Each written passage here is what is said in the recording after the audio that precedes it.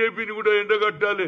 మన రాష్ట్రానికి రావాల్సిన నిధులు ఇవ్వాలి, మూసీకి ఇవ్వాలి, అదేవిధంగా పాలమూరుకి ఇవ్వాలి. కనుక దీని మీద కూడా వాళ్ళ మీద మనం తప్పనిసరిగా యుద్ధం చేయాలి. వారు పార్లమెంటు రాజ్యసభలు ఏమన్నాడు, వారికి ఫ్యామిలీ ముఖ్యమంట. అంటే కాంగ్రెస్ కు ఫ్యామిలీ. ఈయన నేషన్ ఫస్ట్ అంటున్నాడు. ఇంకోటి ఏమన్నాడు, సబ్కా సాత్. కాంగ్రెస్ కు అర్థమైతే లేదట. అంబేద్కర్ ను వ్యతిరేకించాము, అంబేద్కర్ కు అవమానం చేసినాం అంటున్నావు. నరేంద్ర మోడీ, అమిత్ షా ఏమన్నాడు రాజ్యసభలో, బాబాసాహెబ్ అంబేద్కర్ ఈ దేశానికి రాజ్యాంగం రాస్తే ఆయనను అవమానపరిచిండా లేదా? ఆయన పేరు ఇదొక ఫోకస్ అయిపోతుంది, ఇదొక సిస్టమ్ అయిపోతుంది, మజాక్ అయిపోతుంది. దేవుణ్ణన్న పూజ చేస్తే స్వర్గానికి పోతారని చెప్పినటువంటి మీద ఇప్పటి వరకు అపాలజీ చెప్పాడు, దాని గురించి మాట్లాడారు. అదేవిధంగా మోహన్ భగత్ ఏమంటున్నాడు, స్వాతంత్రం ఎవరు తెచ్చిండ్రు? స్వాతంత్ర సమరయోధులు. షహీద్ భగత్ సింగ్ లాంటి వాళ్ళు ఎంతో మంది ఉరికి ప్రాణాలు అర్పించారు, జైళ్ల పాలైనరు. వాళ్ళని మర్చిపోయిన స్వాతంత్ర సమరయోధులను అవమానపరిచేందుకు అయోధ్యలో గుడి కట్టిన తర్వాతే నిజమైన స్వాతంత్రం వచ్చింది. ఈ 2 పాయింట్లు కూడా మనం జిల్లాలలో అభివృద్ధితో పాటు బీజేపీని కూడా ఎండగట్టాలి. అంటే వాళ్ళకు ఆలోచన లేదు, రిజర్వేషన్ ఇవ్వాలనేది లేదు. కేవలం హిందూ హిందూ హిందూ పేర్ల మీదనే ఓట్లు తీసుకోవాలని చూస్తున్నారు. అన్నిటికంటే ముఖ్యంగా ఒకే కుటుంబం అంటున్నాం, అంతగానే నీకు ఆలోచన ఉండాలి. ఆ కుటుంబం త్యాగం చేసింది నరేంద్ర మోడీ, తల్లి త్యాగం చేసింది, కొడుకు త్యాగం చేశాడు. ఈ మాటలు కూడా మనం ప్రజల్లో చెప్పాలి. అది కాదు, మనం చేసినటువంటి ఐఐటి ఐఐఎంలో all India OBC parliament committee separate చేసింది. అగ్రకులాల్లో పుట్టిన బడుగు బలైన వర్గాలకు ఆలోచన చేసే ఇందిరాగాంధీ కుటుంబాన్ని కూడా అవమానపరుస్తున్నారు. అటు అంబేద్కర్ను అవమానపరుస్తున్నారు, ఇక్కడ స్వాతంత్రాన్ని అవమానపరుస్తున్నారు. కాబట్టి తప్పనిసరిగా as a OBC parliament committee convener గా తప్పనిసరిగా ఎండగట్టాలి.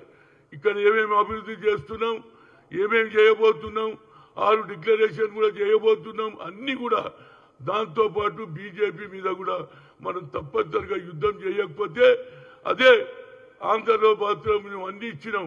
ఎవరైతే నీకు అనుకూలం ఉన్నారో, ఏది బీజేపీ పార్టీకి అనుకూలమైనటువంటి వారికి నువ్వు న్యాయం చేస్తావు.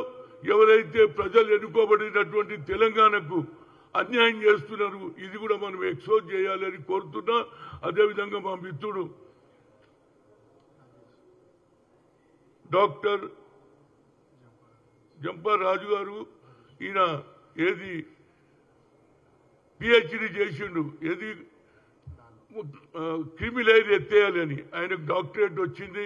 నిజంగా కూడా అన్యాయం జరుగుతుంది, మీకు కావాల క్రిమిలైర్ కూడా ఎత్తేయాలి అనేది కూడా మన వారి ఆలోచన. దానికి డాక్టరేట్ కూడా ఇచ్చిండ్రు. నేను అనేది ఒక్కటే, ఇవాళ ప్రెస్ కాన్ఫరెన్స్ల కంటే ఊర్లో పోటీ వాళ్ళరా బాబు. నా ఉద్దేశంలో నేను పోతున్నా, ఎక్కడ అన్యాయం జరుగుతే అక్కడ పోతున్నా, ఎక్కడ రైతులకు సంఖ్యలు చేస్తే పోతున్నా, హరిజనుల మీద అట్రాసిటీ చేస్తే పోతున్నా, పసిపిల్లలను రేప్ చేస్తే పోయానికి శిక్ష విధిస్తున్నా. కనుక నా ఉద్దేశంలో గ్రామాలకు వెళ్ళమని అలా చెప్పిండు ఎవరు, రేవంత్ రెడ్డి. కనుక తప్పనిసరిగా తిరుగుతా నేను. ఎందుకంటే ఓబీసీల గుర్తింపు యావత్ భారతదేశంలో హనుమంతరావు అంటే ఓబీసీకి హనుమంతరావు అంటారు.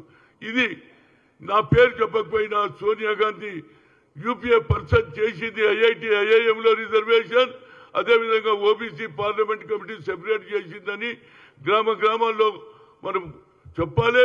అదేవిధంగా నరేంద్ర మోడీ ఏదైతే అంబేద్కర్ను బీజేపీ ఆర్ఎస్ఎస్ అవమానం చేసింది, దాంతో పాటు ఇవాళ ఏదైతే స్వాతంత్రాన్ని కూడా పక్కదమ్మున పెట్టియడానికి స్వాతంత్ర సమరయోధులైనటువంటి షహీద్ భగత్ సింగ్ వాళ్ళకు ఏది అవమానం చేశాడు, ఇవి 2 కూడా మనం చెప్తే తప్పనిసరిగా అటు రాహుల్ గాంధీ కానీ సోనియా గాంధీ కానీ కాంగ్రెస్ పార్టీకి బలం ఏర్పడుతుంది.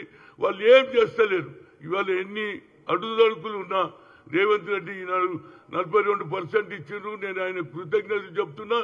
దీనితో పాటు ప్రతి పౌరుడు, ప్రతి స్త్రీ కూడా తప్పనిసరిగా ఏదైతే మొన్న జరిగినటువంటి కులంగనలో పాల్గొన్న వారందరికీ కూడా నా హృదయపూర్వక ధన్యవాదాలు.